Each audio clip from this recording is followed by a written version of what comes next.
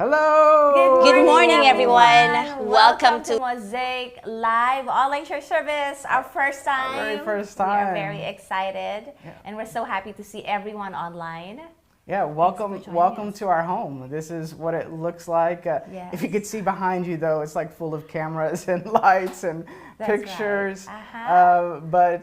Yeah, we're just excited to try something new. The reason that we're doing this today is because we want to create a better experience for you, a real experience, and something that you're going to want to come back to, and it's going to add value to your life. That's right. And just like the pandemic, things are always changing, evolving, developing, and so are our approach, so that we can reach more people, interact with you in a better way, give you a better experience, and all of that. So always contributing to a way better positive experience. Yeah, that's it. We learn along the way, we adjust. Correct. We try some things and we fail. We fail. And we try again, we fail. But we keep learning, and hopefully someday we're going to get this right. But the reason we're doing all this is for you.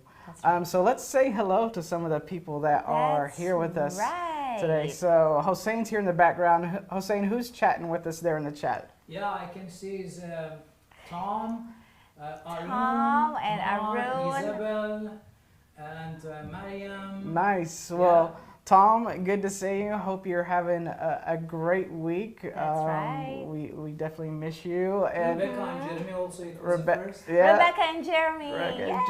Yeah. So Isabel's here. So Isabel, can you type in the chat who all is over at your house this morning, or who is showing up there? That's eventually? right. They always have like a watch party every Friday. I really like their group. Yeah, and we're gonna do that here actually in a few weeks. We're gonna invite some people over, and we're gonna do this live together with some other people. So that should be interesting and fun as well. Maybe socially distant. That's the first time. That's the first time I've told Ella, so she didn't know about it. I didn't know that. Okay. All right. Well, we're excited to have you all here today. There is something coming up that is worth you knowing about. So we're gonna play a video here of the Global Leadership Summit. So take it away.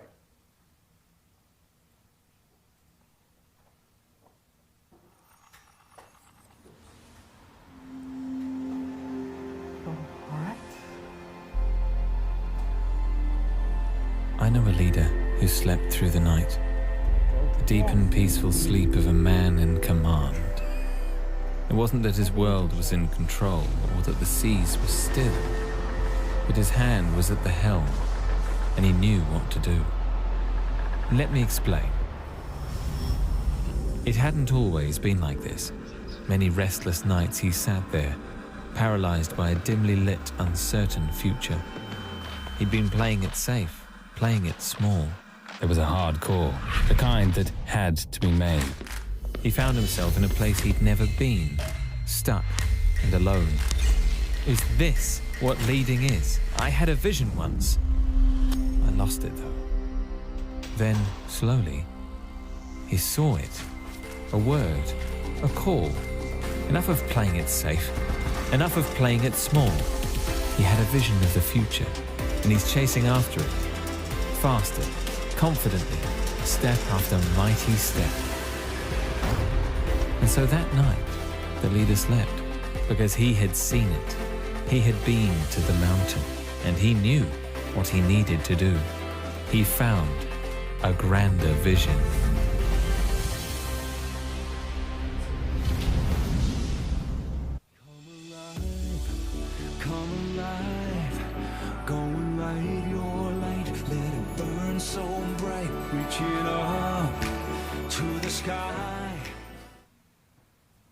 Well, that's it. That's the Global Leadership Summit. It's something that I've been to the past 3 years, and I think that really any leader should go to, because I like the saying that whenever a leader gets better, everyone gets better, and I know that to be true. So the details, it's coming up today. We're going to discuss November 21st. It's going to start at 10 a.m. till 4 p.m. and the cost is only 130 dirhams, which is great. You can find out more information at GLS Dubai website. So definitely get involved with that. We have some great speakers this year. Patrick Lencioni is going to be there. Craig Rochelle. Some really people, some influential leaders that you don't want to miss. That's right. And at this point, we're going to hand it over to Jeremy for today's sermon. And it's something that's very also close to my heart, having experienced anxiety in a very deep level. And so we hope that you get something out of it, that's out of today's message. And also an interview towards the end with Matt, who is one of our staff at Mosaic and has suffered anxiety. And he is going to share with us what he's gone through, what he's learned, and how the importance of being vulnerable and open, and having a group to rally around you and support you throughout while you are undergoing anxiety. So take it away, Jeremy. Today, we're going to discuss how being real and authentic can help deepen your relationships with others, but more importantly, with God. Well, hi there. If we have not had the chance to meet yet, my name is Jeremy, and I get the privilege of being a pastor here at Mosaic. Well, in my previous career, I got to fly all over the world, and one of the more interesting destinations I got to go to was China. For me, there's this sense of excitement as I walk around in the streets, looking in the shops, checking out the history, walking along the Beijing Wall. I've always felt this sense of optimism while I'm there. And I've also seen some very interesting things as well, things that I've never seen any other place on earth. I remember one particular day I was walking along the Beijing Wall and I saw this family walking together. And this little boy, he was probably 1 or 2 years old. And he was wearing normal clothes, except for his pants. His pants were a little different. And I don't know if you've ever done this in your life, but have you ever taken a picture of something that you're kind of pretending to take a picture of it, but you're actually taking a picture of what's in the background because that's interesting and unique, and it might be a little awkward to take the picture of that? Well, I'm guilty as charged. I wanted to take a picture of this little boy in his pants because he had normal pants on, but on the backside, all of the material was missing. You could see this little boy's bum walking along.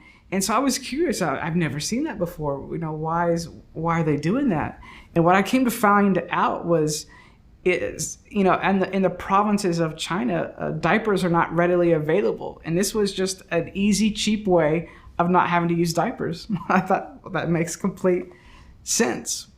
Well, one of the other experiences that you have to do when you visit China is visit the markets. It's quite overwhelming. The amount of shops selling seemingly every product you can imagine, and then some, all crammed together in a tight space. It's a little hard to describe, but if you could take all the products from a large Carrefour supermarket, now picture that in your head, walking down the aisles, bumping into people, waiting for your turn to weigh your fruit and vegetables. Well, taking all of those products and then placing them together in another Carrefour supermarket together with everything that they already have, well, then you're getting close to what it feels like there. It's an amazing experience. And during my time in China, I was recently married, and I wanted to be a good husband, and I wanted to bring Ella back something nice. So the obvious choice was a purse. They're everywhere. They're in almost all the shops. And China is known for their fake goods, and it's an interesting experience purse shopping in the markets. They copy most of the name brands from around the world. And once they recognize that you're an actual customer, not a cop, they actually will pull out the special ones. And in one case, they took me to a separate room through a secret entrance behind another wall of purses. One time, as I was walking around through a market of all these stores, they all started pulling down these metal shutters and closing their shops down in the middle of the day. And I was so confused. What I found out later was that the cops had showed up in the building, and so everyone had closed down their shops. And then an hour or so later, after the cops left, they opened back up again and people continued their shopping. It's a crazy experience. But I wanted to bring back Ella this nice purse for her. And as you look for them, that you realize it's quite obvious that they're fakes. They look nice from a distance, but once you inspect them a little more, you begin to realize a few things. The zippers, they don't close very well. They're not smooth. The leather, it feels a little plasticky. And when you look inside, the inside material feels a little cheap and a little flimsy. They're gonna do for a while, but they're not made to last. And as I've gotten older, I realize more and more that I want real things. I want genuine experiences and authentic relationships. I just don't have time for fake. And I think that we all want genuine relationships, don't we? We all want relationships with people who are going to be honest with us, people who are going to be there with you through the good times and the tough times, people who tell you how they're really doing. That's actually the title of this new series we're starting today. How are you doing really? Because it's easy to just answer that everyday question without even thinking about it. This is how I do it. Oh, I'm good. Or yeah, things are going well. Or I am so busy. I don't even have to think about those answers. One of them is just going to come out instantly. And I think we all do that for a few reasons. Maybe it's because we're meeting someone for the first time and you want to set a good first impression. Or maybe you're in the supermarket and you're there to pick up one item and then head home and cook dinner for the family. You're in a rush. Then it's not the time to be completely honest with how you're really doing. But the fact is, I think it's more normal now than any other time in my lifetime to be not okay for things that are not going well. It's been so tough for so long that the people who are the ones who help people going through the tough times are feeling it. Therapists and pastors are both showing a decline in their own personal mental health.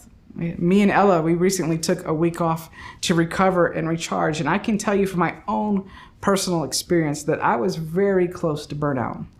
I needed time to recover and recharge. I was not doing okay.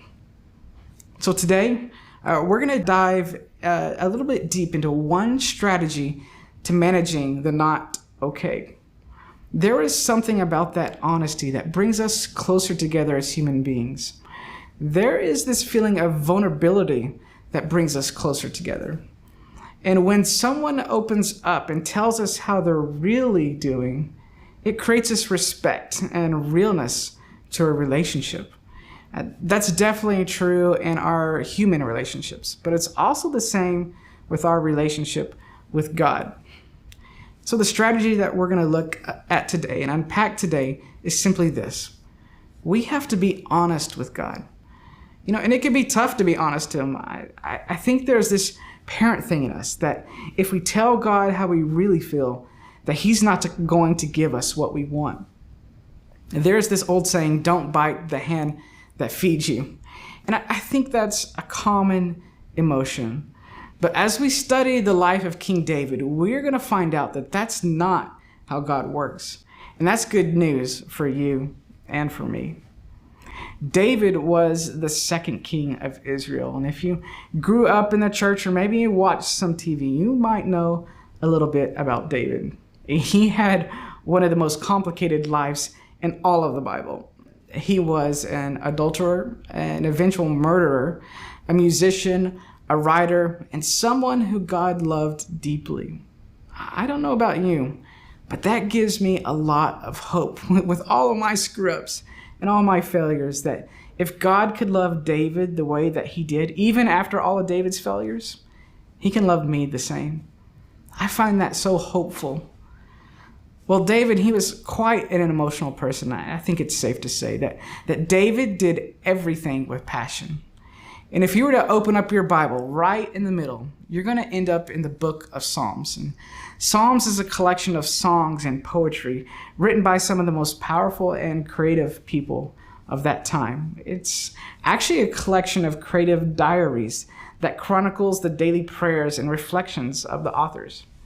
Well, King David, he wrote about half of the book of Psalms. And today we're going to look at one of those, specifically Psalms 143. And although we don't have time to read all of it here together, I would encourage you to read either in your own Bible or through the YouVersion Bible app. But here are some of the verses where King David is crying out to God in Psalms 143. Let me read that for you. Verse 1, he says, "Lord, hear my prayer. Listen to my cry for mercy. In your faithfulness and righteousness, come to my relief.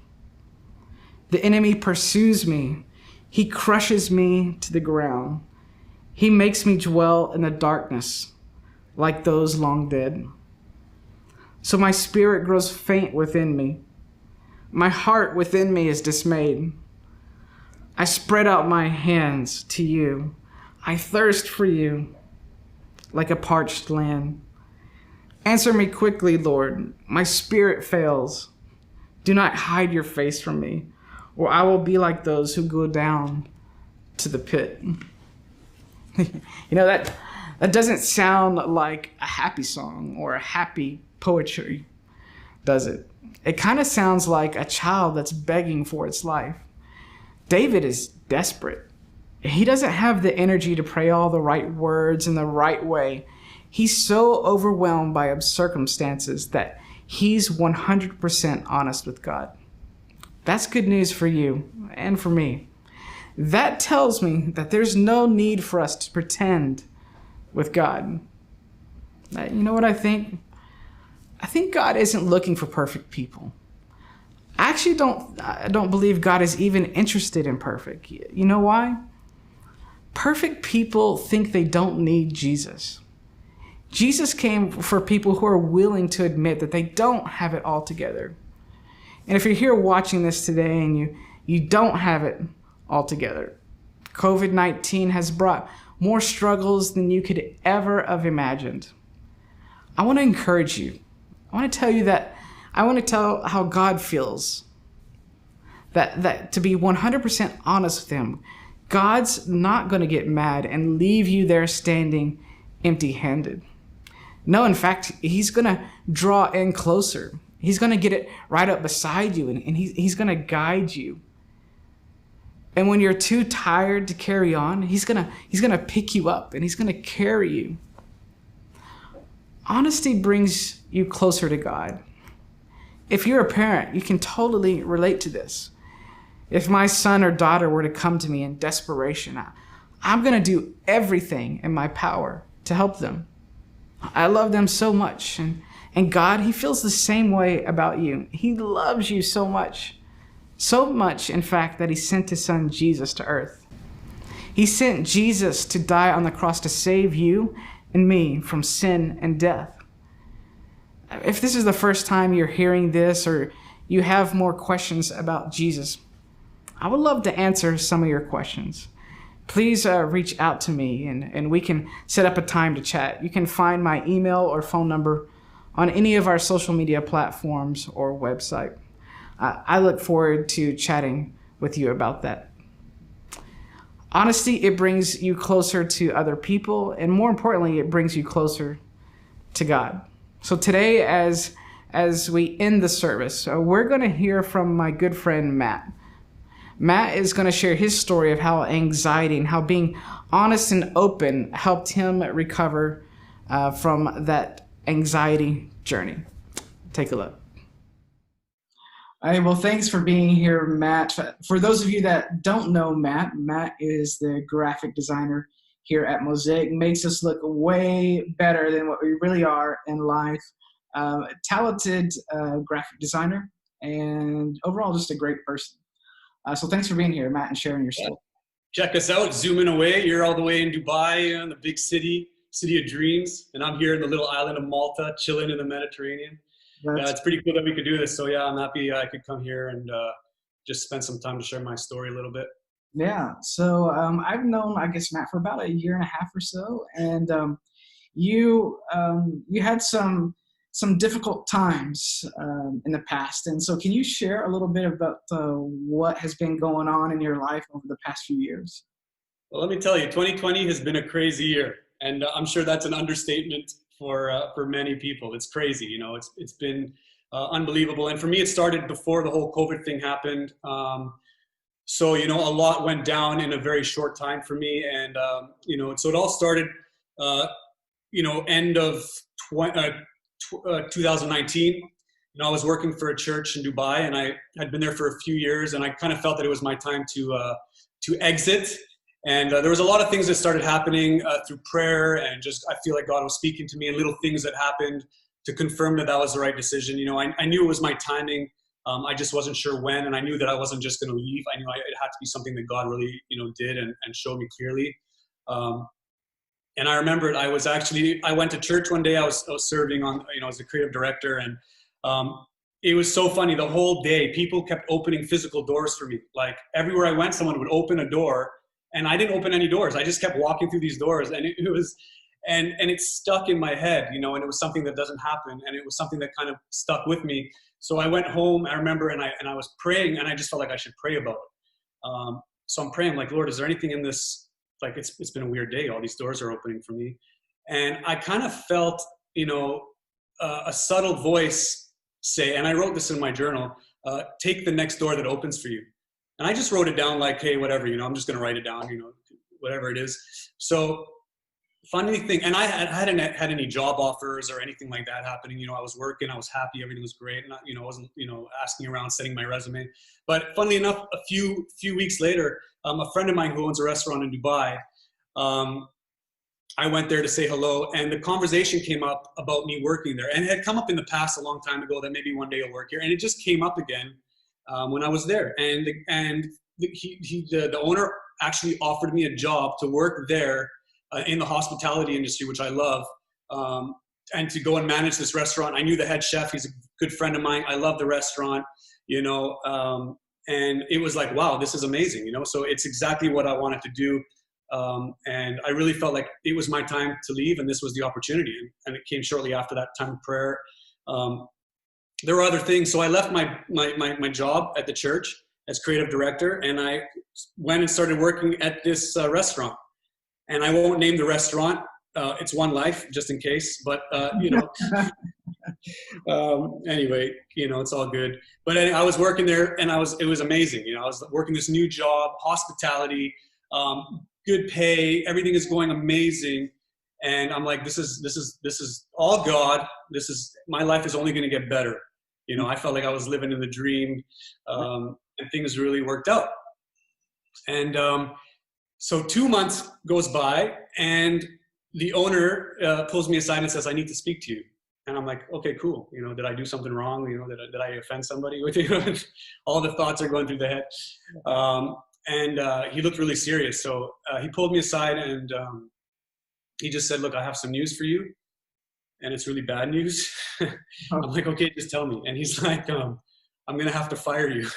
Oh, no. Yes. That's the worst news I had ever heard in my life. I never lost my job. I left a good job, a career, to come to this, and 2 months into it, I'm getting fired. It was a huge shock to me. It was the feelings were like, you hear about stories of people getting fired, but I never expected it. So basically they were running through their accounts, and the accountant had approached the owner saying, look, you're losing tons of money. He didn't know this, and he had to downsize big time. So obviously being on a higher salary pay, I was one of the top people that had to leave, and he had no choice. Mm. So that must have been because you're like, God, I felt like you told me to do this. Yeah. Then 2 months later. So there was a lot of questions. That day driving home, God spoke to me about being in the fog, and he told me that I was going to go through a season of being in the fog. And the thing about fog is, in Dubai, it's beautiful. You get the fog and the city sticking out of the top of the fog. But when you're in the fog, there's only, you're moving slowly, you're driving slowly. At least most people are. Some people are driving 120 miles an hour. I don't get it. I drive very slow. And you're moving step by step. And it was kind of God telling me, look, you're going to be walking little by little, step by step. You're not going to be able to see very far ahead, but just trust me. And the thing about fog is, if you get a drone and you're in the fog and you kind of fly that drone out of the fog, it's beautiful and sunny outside. And it just takes a second and all that fog is gone. But, outside of the fog, it's beautiful. Everything's happening as per normal. So I kind of felt that was a season I was going into. And right away, so I didn't even go. So the owner gave me 3 months to find a job. And within a month, I had someone come and approach me telling me that they would hire me as a graphic designer for their business. It was a quarter of the salary that I was used to. So that in itself was a really hard thing. And it was a big thing, but it was still an opportunity. And I felt like God provided through that right away. Mm-hmm. So I got into this job, and shortly after that, near the end of 2019, my mother had cancer, and So she was really ill. So I decided to go back and be with her. And basically, I sat with her in the hospital for a month as she died with cancer. And so that was just another massive shock to my system, like losing your job, going off a quarter of your salary, and then sitting with your mother in the hospital, watching her pass away was just horrific. And I was on my own. I had my dad's support, but other than that, I was just there. And it was about a month of me just being with her. And again, all this was going on, and obviously it was tough, but I want to say that I did feel a certain strength and peace somehow. I can't explain it. There was peace and there was strength, and I was able to cope. I wasn't breaking down. There was fear and obviously sickening feelings to watch your parent pass away, and there was mourning, but I still somehow felt strong through it. You know what I mean? And so that passed, and it was terrible, the whole experience. But I came back to Dubai after a month. My boss at the time, I was kind of working freelance. He allowed me to go, and said, take your time over there. And I came back and got back to work. And it was in January. So this is now January, a couple months later, is when I was hit hard with, at the time I didn't know what it was, but it came out to be panic attacks and, severe anxiety.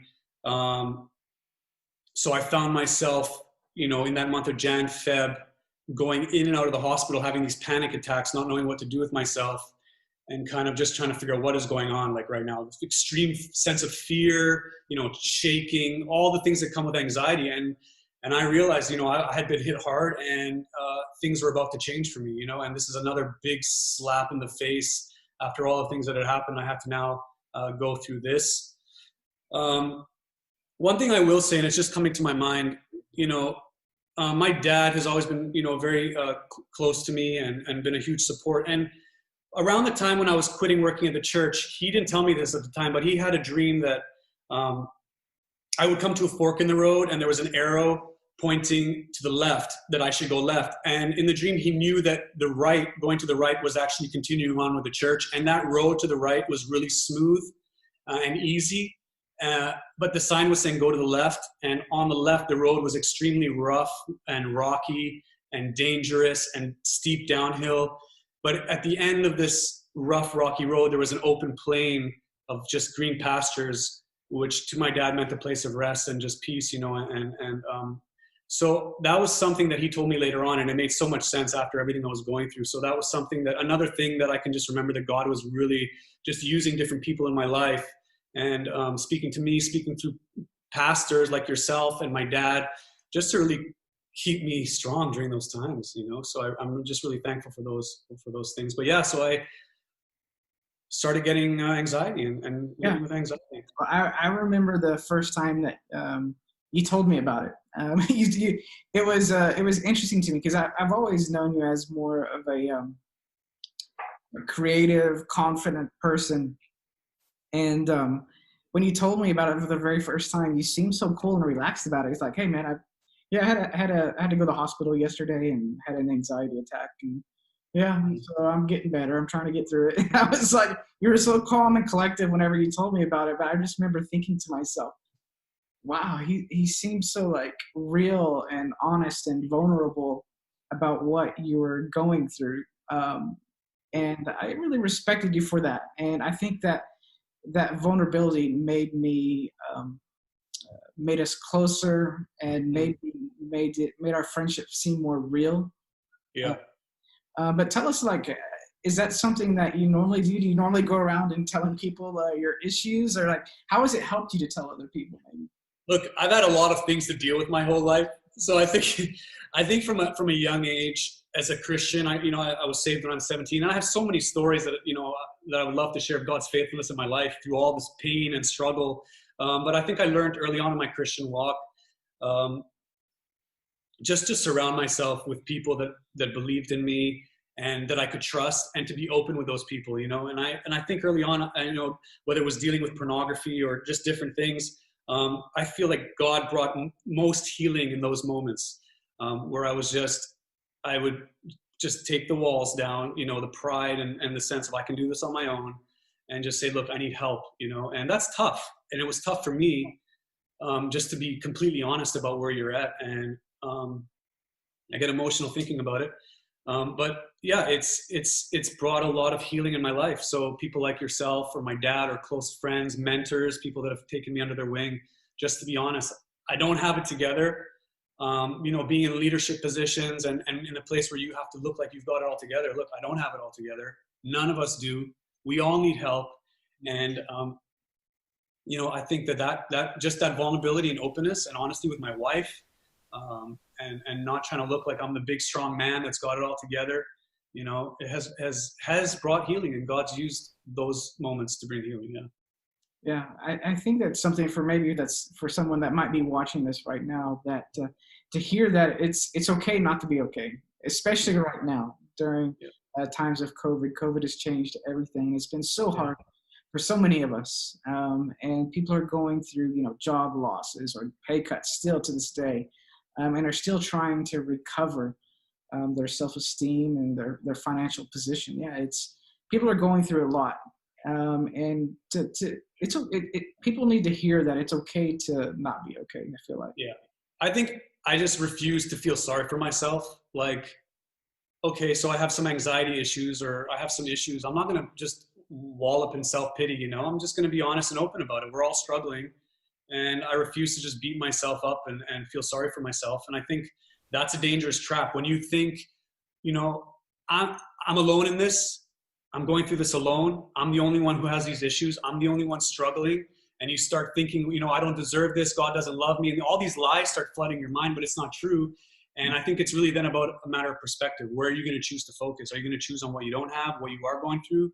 Or are you going to choose to say, hey, God is doing so many other great things in my life. I have so many other great things, and focus on that, Yeah. So tell me about, what was your relationship with God during that time? Because I would imagine you would think like things like, God, I want to trust you, and I have this anxiety, and maybe you felt like you might be failing God because you're not trusting Him enough. What were some of the things that was going through your mind, your relationship with God during that time? What gave you encouragement? Well, I'll tell you this: God has a way of using our pain to bring us closer to Him, and somehow through all of this, and I'm still not there. I still have anxiety. As I've come a long way, and God's brought a lot of healing, and definitely I'm much better than I was. But somehow God has brought me closer to Him. Now, look, that doesn't mean that I didn't have times where I was like questioning God and angry at God, like what is going on, like but I just. And just thinking today before this, we made this video, I was thinking of David's Psalms, and a lot of his Psalms and his laments, and you can see deep anguish in his soul towards God. But one thing that stands out in all the Psalms is that his pain always ended in praise. And I made sure that, as much as I was being honest to God and telling him where I was at, but I would always end with God, you are so good, and I've seen your faithfulness in my life, and I just remind myself who God is, and I knew that He would come through in whatever way He has to, but it was just reminding myself and not focusing just on the pain, because it was real, and I was dead scared. For me, my life was over. It felt like my life was over, but I made sure that God is so beautiful, and I have countless stories of His faithfulness in my life, and I just focus back on that. What have you done in my life? What are you doing? What do I have that I can just focus to get the anxious thoughts off of my head? So I would just, and it brought a deeper sense of worship in me. It brought a deeper sense of just the awe of God in the pain and just relying on Him every day. So yeah, there was a huge part of me being open to God and angry and frustrated. Now, you have to get that out of your system. But I think, it's done a lot of deep work in me, and I find myself falling in love with Him more and more every day through the pain. And really, there's nowhere else to turn, There's nowhere else to go. For me, I have a strong conviction that whatever you experience in life, there's nowhere else to go, Jesus might not answer all your prayers. He might not do everything that you want Him to do. In fact, the Bible is full of Him offending many people. Were offended by Him, by His words, by what He said. But the disciples the true disciples would always say, there was a verse in Matthew and it talks about it. They would say, where else is there to go? You have the words of life. There's just nowhere else to go. So I'm aware of that. So, that was just kind of my experiences with God through that time, Yeah. It's so true that God does bring us closer, or difficulties in life does bring us closer to God. Yeah. Well, Matt, I just want to say thank you so much for sharing your story. I know that there's somebody out there that's watching this right now that needs this, that needs to hear that other people have anxiety or have some struggles in life and how you got through it. This will be an encouragement for them. And I just want to say that I appreciate your friendship, your openness and your honesty, and just for working at Mosaic and just being a great part of the team. So thank you so much for who you are and for just the person that you bring to Mosaic. So thank you so much. Thank you. I feel blessed. And just know if you're out there and you're going through a tough time right now, we're all in this together. We're all falling forward and moving forward, and God is with us. And I'll be praying for you and pray for me.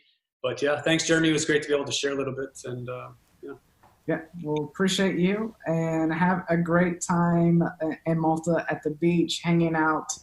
The weather is great here in Dubai right now, but in the summer, well, I'll be jealous of you, just to tell you. My office is at Starbucks down the road near the beach, so I'll be at Starbucks tomorrow chilling. So, all right. Yeah. We miss you. Have a great rest of your week, and we'll talk. Thanks. Bless you guys. Take care. Bye.